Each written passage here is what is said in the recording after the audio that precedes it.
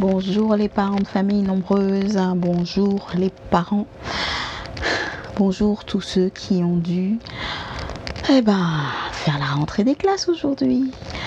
Alors comme à chaque rentrée des classes, le premier jour, et c'est pour ça que pour moi je mets un point d'honneur à ne pas travailler le jour de la rentrée des classes, histoire de diminuer un peu la charge mentale et de me consacrer pleinement à ce qu'il faut que je fasse pour les enfants.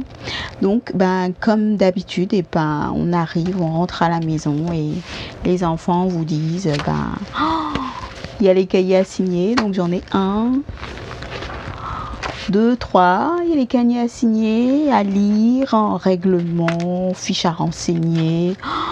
Par exemple, des fiches comme ça, je sais pas si on va bien voir. Voilà, il y a des fiches comme ça à renseigner.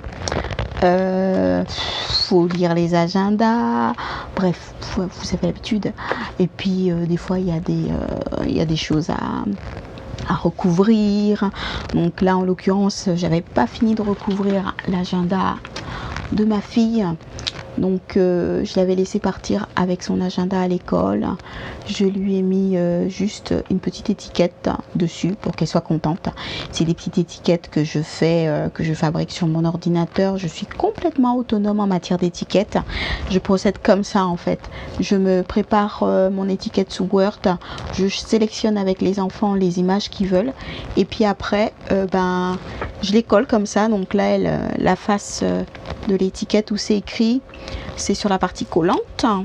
Et après, hop, j'applique sur l'agenda, j'applique sur la pochette. Comment ça s'appelle ça? Ça s'appelle une pochette élastiquée. Voilà, j'applique sur la pochette élastiquée. Puis ce que j'aime bien faire, ça me fait un petit plaisir, c'est sur les cahiers, personnaliser un peu les cahiers avec une étiquette devant et une petite étiquette derrière. Ça, j'utilise ça surtout parce que une fois, j'ai un de mes enfants, donc les jumeaux là, ils sont au CE1 et le grand, l'aîné, il est au CE2. Et il y a une fois où il s'est trompé, comme les cahiers se ressemblent tous, il a ramené le cahier d'un autre enfant, alors que ce jour-là, il y avait des choses à faire signer. Et j'étais tellement mal pour lui, quoi, parce qu'il a ressenti beaucoup de culpabilité parce qu'il s'est trompé de cahier alors qu'il n'a pas fait exprès. Donc je me suis demandé, mais comment est-ce que je peux faire pour que ça n'arrive plus? Et donc à l'époque j'en avais parlé rapidement à la maîtresse. Je lui ai demandé si je pouvais mettre les étiquettes de Damien sur son cahier. Et depuis j'ai pris l'habitude de customiser leur cahier avec des étiquettes que je fais. Donc je mets une grande étiquette avec le nom, une photo et une image qu'ils choisissent. Et derrière je reprends la même image, le même visuel en fonction de leur goût, de ce qu'ils aiment. Et je m'étais retrouvée à l'époque, ça c'était avant de faire ma formation pour devenir professionnelle de l'organisation, je m'étais retrouvée avec un bon petit paquet d'étiquettes. Et ce bon petit paquet d'étiquettes, je l'avais juste mis dans une pochette comme ça. Juste dans la pochette, donc c'était en vrac dans la pochette. Et puis à chaque fois qu'il fallait que j'y aille avec réticence, il va falloir trouver l'étiquette, etc. Et puis là, je pense que ça c'est à force d'apprendre des choses sur l'organisation, je me suis rendu compte qu'en fait j'avais des réticences à le faire parce que ça me demandait un effort pour aller chercher les étiquettes, pour aller trouver la bonne étiquette, Et je me suis dit mais ma chérie, qu'est-ce que tu fais là? Mets en pratique ce que tu apprends.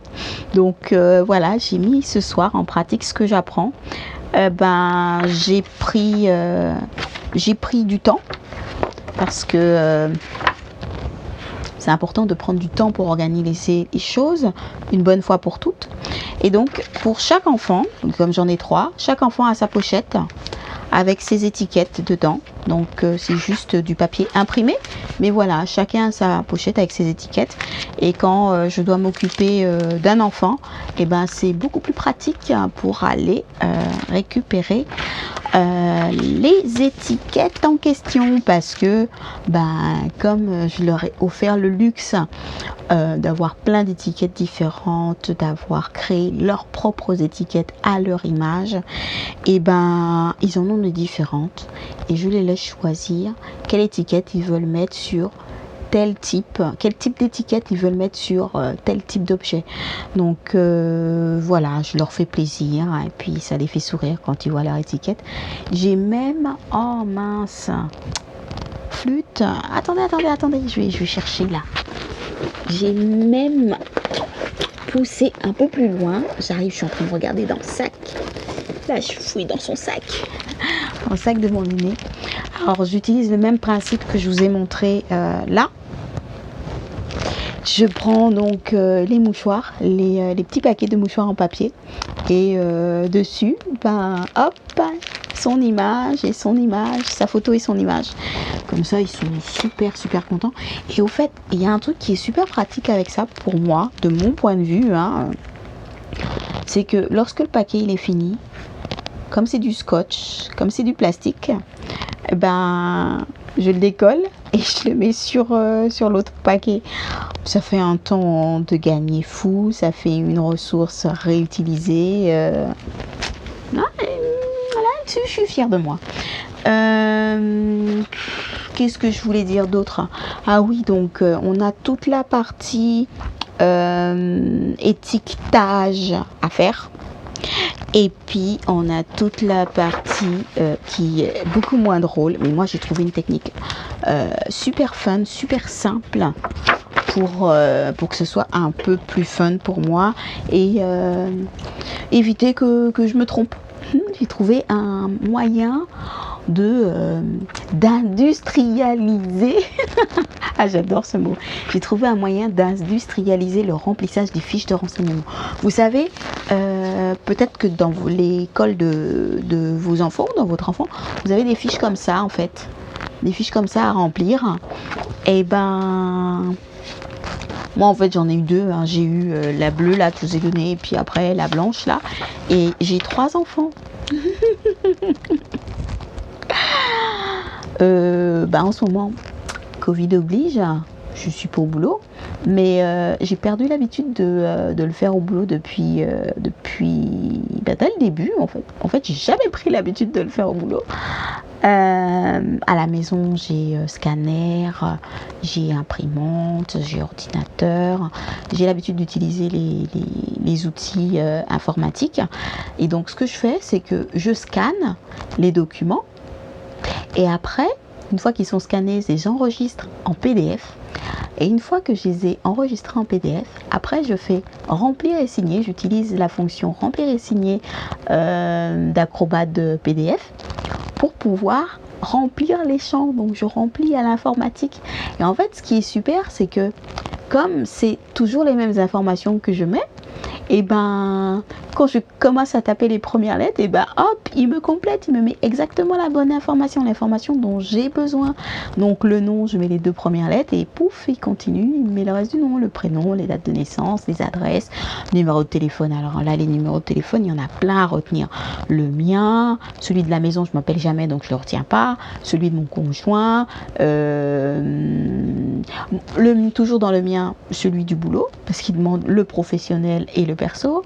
Donc celui de mon conjoint, lui, il a que le perso. Celui de la grand-mère, celui de la voisine, parce que la voisine, elle est autorisée à aller chercher l'enfant. Et du coup, en fait, comme je le fais sur ordinateur, d'une année à l'autre, en l'occurrence, il change les couleurs. Là, cette année, elle est bleue, mais l'année dernière, elle était rose.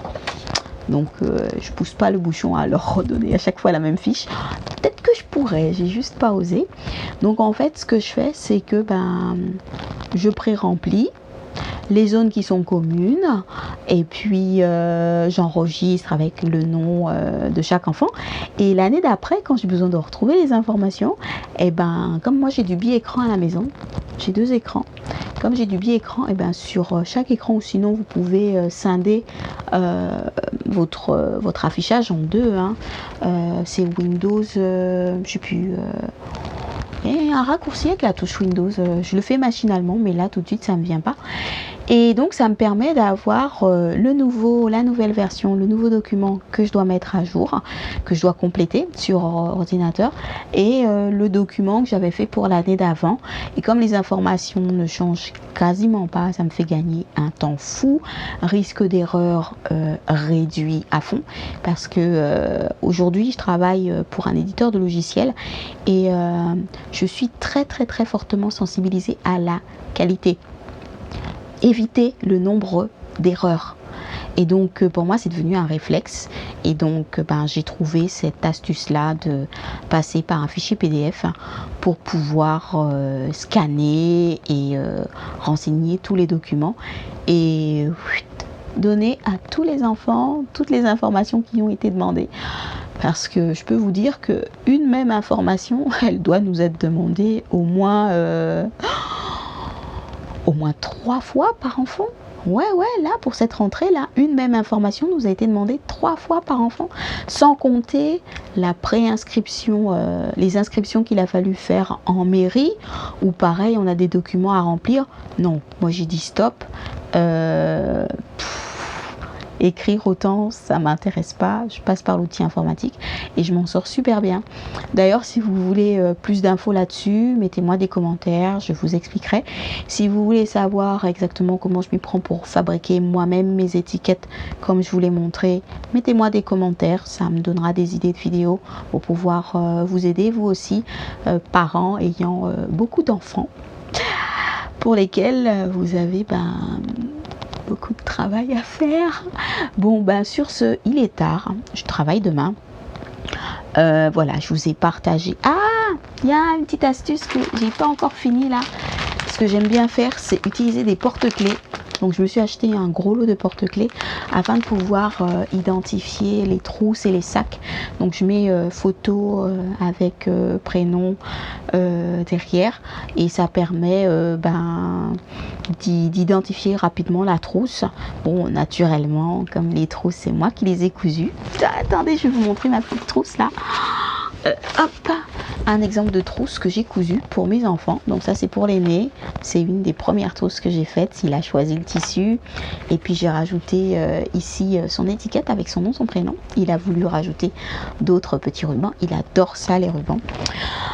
Et donc voilà, j'ai trouvé que c'était plutôt sympa de rajouter en plus le porte-clés. Donc maintenant que je sais exactement dans quelle classe ils sont, puisque ce n'était pas affiché jusqu'à hier, et hier moi j'ai travaillé, j'ai pas pu. Donc je vais rajouter ici là, à la fermeture éclair, à la petite zipette, je vais rajouter le porte-clés pour chacun des enfants, pour qu'ils puissent identifier leur trousse facilement, parce que malgré le fait que les trousses étaient cousues par moi, ça c'est depuis le début de leur scolarité, malgré qu'il y ait leur étiquette dessus, et je ne sais pas pourquoi le dernier né, il a perdu sa trousse l'année dernière à l'école. Je sais pas comment. Au final, il l'a retrouvée plusieurs semaines après. J'avais pas remplacé. J'avais dit que c'était hors de question que je remplace. Et au final, elle a été retrouvée. Donc, je me suis dit que peut-être en rajoutant ce petit porte-clés, ce sera encore plus flagrant et il y aura encore moins de raisons de se tromper. Ouh là là là là, ça fait longtemps que je vous parle. Bon, j'espère que cette vidéo a de la valeur pour vous, vous aidera à vous organiser un peu plus pour la rentrée, celle-ci ou une prochaine. Je vous envoie de gros bisous. Et je vous dis à bientôt sur ma chaîne.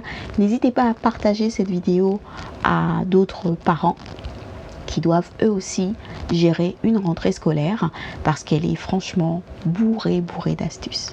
Voilà, ce sont mes astuces à moi que j'ai découvert au fur et à mesure de mon expérience, toujours dans un esprit de je suis autonome, je crée mes choses moi-même pour que ça soit vraiment en accord avec ce que j'ai envie de vivre. Allez, bonne nuit.